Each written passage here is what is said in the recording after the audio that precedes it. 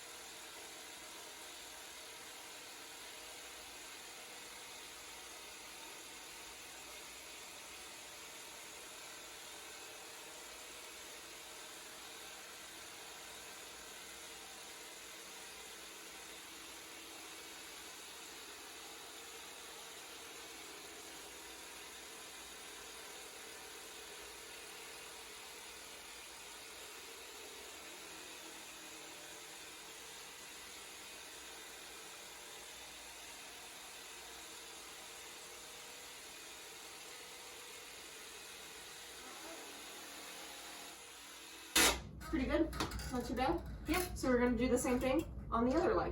Vastus lateralis, rectus femoris, and vastus medialis. And make sure that you're really treating, if you notice, Bree was treating the whole outside of her leg over into the IT band area.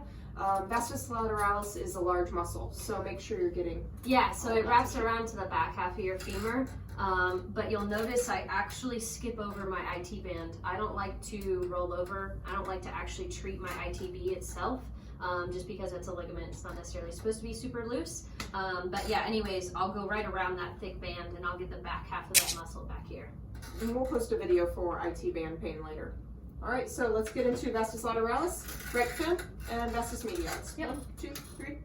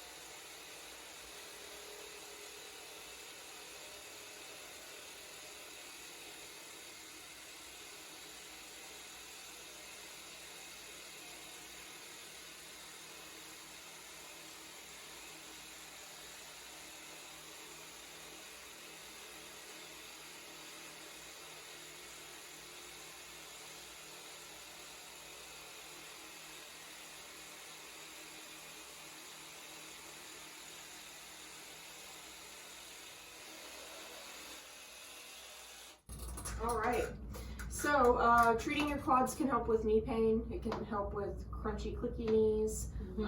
It can also even help with hip flexor pain.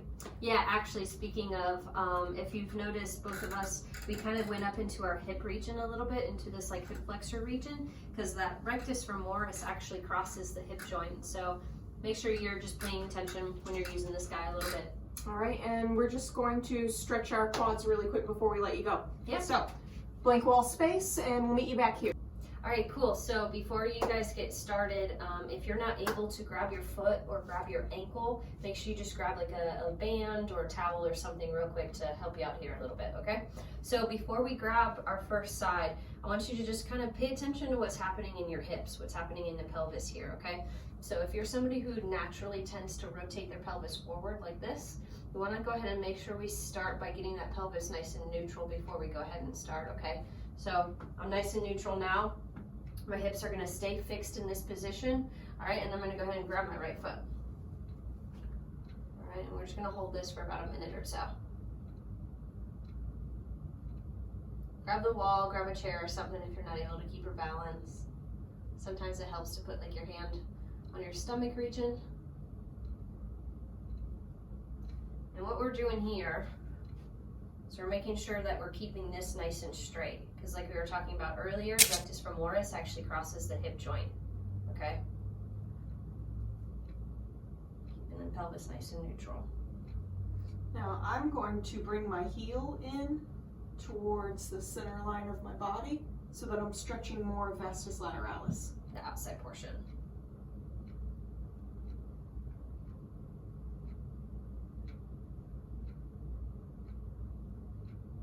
Keep it neutral. We're almost there.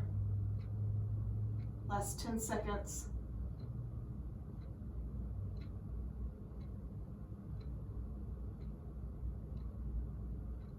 All right, good deal. Go ahead and switch up. Same thing. Keep that pelvis nice and neutral in a fixed position. Grab that other leg.